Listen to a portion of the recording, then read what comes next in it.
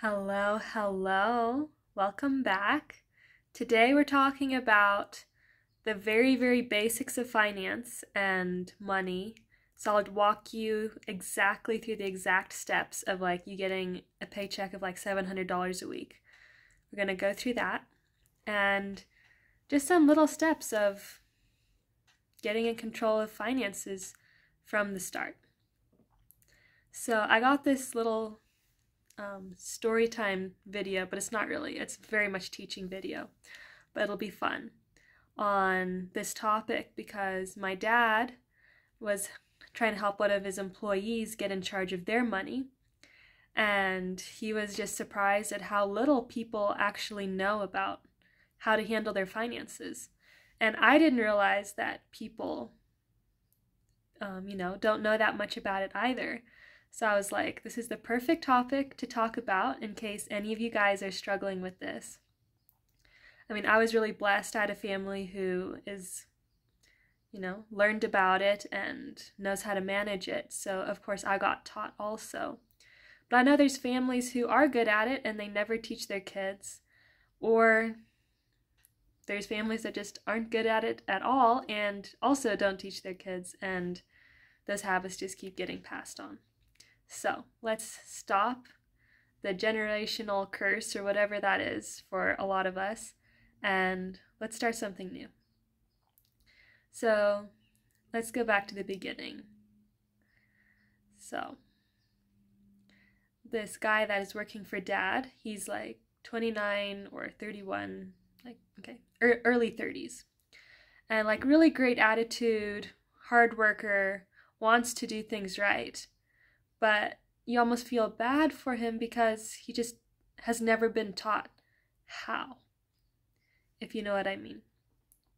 So he wants to start this big fishing business because back in Oregon where he lives, there's all these fishing companies. So he wants to own 3 boats and do that. And so he has all these high ideals, which is amazing. But there's nothing linking where he is to where he wants to go. Absolutely no clue. And so how it started was he was telling Dad that, well, the bank is going to repo my truck. And Dad is like, what do you mean they're going to repossess your truck? And he's like, well, I haven't made payments on it in 6 months, so they're going to repossess it. And Dad is like, well, they probably are because you haven't been very nice to them for not paying for 6 months. And so I guess what had happened is he had got this $20,000 truck. He had put down $16,000 and got a $6,000 loan. So how much is that? Okay, $21,000 truck. And so all this time he hasn't been worried about it because he's been telling Dad that no, they'll not repossess my truck because I put $16,000 down. And Dad's been telling him that you are delusional if you think they are not going to repossess your truck if you haven't made payments in 6 months. And so all of a sudden he gets the news from the truck company that they are going to do it. And so now he's like, they actually are going to do it. And Dad's like, well, I told you. So it's people don't understand that you actually do need to pay your bills, okay? It's not funny. I know when your kids are growing up or how everyone gets participation awards and all this stuff in school, the real world is not like that. It is a nasty place if that is what you are used to. And life can be really beautiful too if you know how to work it. So if you have payments on anything, you do need to pay them. So don't be not paying for 6 months and not saying a word. Because Dad was saying that what you need to do right now so that they don't repossess your truck is you need to call them. Well, first you need to pay at least $100, $125, $175. You need to pay some money towards it and then call them and say that, hey, I've been going through a rough spot in my life financially and I am working on paying this money off. In fact, I just sent a little payment and I'll be sending you $200 a week for the next month to start getting back on track with that. And please don't repossess my truck. I am working on it, and I'm so sorry. So at least say something, because if you don't, they're going to think you are this complete nuthead, like Neanderthal, who doesn't care about anyone, who isn't in control of their finance, like who doesn't even care. They're going to think that. So it's important to like be the bigger man and stand up and try to make things right. So that was like the first thing. Because, and now since he hasn't paid his payments on the $6,000, now it's $12,000 that he needs to pay off. Like, it's absolutely crazy. And so now he's a little bit like freaking out because he doesn't know what to do.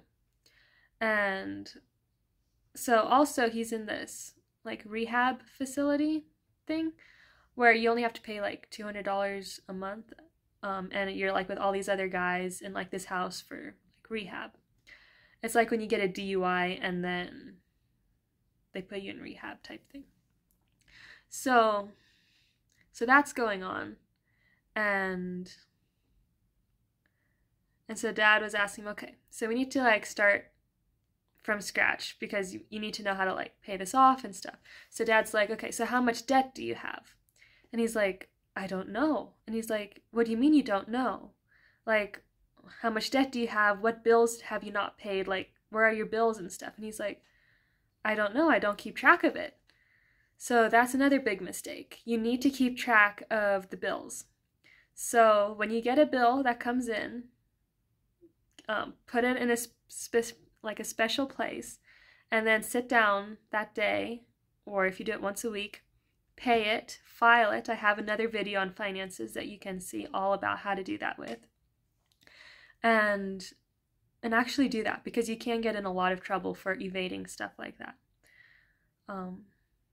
Yeah. It's not like your mom and dad are just going to be like, oh, like, bad boy, here, I'll help you fix it. Like, the real world is not like that, unfortunately.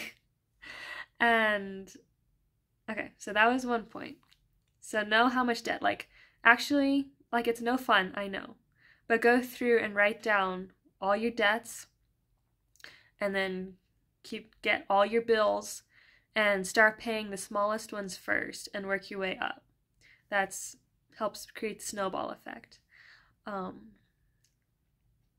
Okay, so now this other thing is, besides that, so Dad's saying, okay, so I just gave you your paycheck for the week.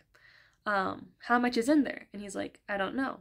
And Dad's like, well, open it and count it. So he counts the cash, and it turns out to be like $765 for that week. And so he's like, okay, so you have $765. So how do you disperse this money? And he's like, well, I don't. I just like what I have. I use it. It's all gone by the end of the week. And Dad's like, well, you can't do that anymore because you are in trouble and you are in debt. And if you want to like have a business and stuff someday, you need to have your personal life in order before you can even think of having a business. So $65 out of that is what you can spend on yourself for the week. $65. That's it. You cannot spend any more. The rest of that $700 you're going to put towards paying your debts and your housing, and a part of it for food. So he's like, okay, so how much do you spend on food a week? So he said $100. So he's like, okay, so $100, that's all you get for food this week. And how much is your rent? And he's like, $200 or something. And so he's like, okay, so now we have set aside that $200 some for your rent. And okay, so now how much do we have left? We have like, how much is that now? Like $400 some left, $460 left. This we're going to put towards paying your debts. So you need to put a huge portion of this towards paying your truck, and also your other bills that are coming in, your phone bill, all these other things. Because he also just got a new phone on top of all of that. So he's like, you can't just be like spending money like this anymore. And so he's like, okay. So, because before that, he would be spending all of his paycheck every week because he had like his license taken away, so he has to get Uber to go places, and then he'll be going out to eat at restaurants. He's getting like colas and sodas and all this stuff, which he can't afford at this time, because he has like bigger problems on his hands. So that was kind of the teaching for that. And that's the part that I almost don't get. It's like, how do you make it to like 31 and not know you need to like pay your bills? So that's kind of like why I'm making this video, because obviously parents aren't teaching this, and obviously school and college is not teaching this either. So someone needs to talk about it. Okay, what else did I want to say?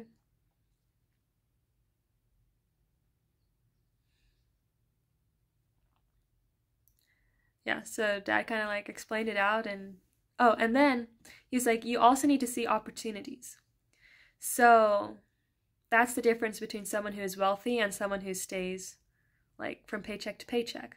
So he's like, okay, so you stay in this place with all these guys. Now you all have to like rotate doing chores, like washing the dishes and like all this stuff. And there's this one guy who actually has a vehicle. And of course, his employee was saying that, yeah, and the guy who has a vehicle, an hour before anyone has to go anywhere, he's gone so that no one can ask him to go anywhere. And Dad's like, smart guy. And because he's getting used from all of you guys. So Dad was telling, his employee that, okay, so there's all these chores that go on where you live. So what you should do is help the guy who has the truck. Say, hey, you like do so much, here, let me do all the chores for you. And so just start doing all of his chores, because you're at the house anyways. Either you're playing video games or you can like do some chores. So do that, get on rapport for the guy so he has a sweet spot for you. And then when you need to go to your like rehab meetings or whatever, then ask him that, hey, I'll do your chores for today also. And if I do that, do you mind if I ride with you? And then when you ride with him, pay him. Don't just like be using him for free, because he has the truck, he has insurance to pay on that thing, he has gas he's paying. And so his employee through all of this is like, wow, I never thought of that before, So it's like, it's a totally new mindset when you like are trying to think of how to like network and get ahead in life.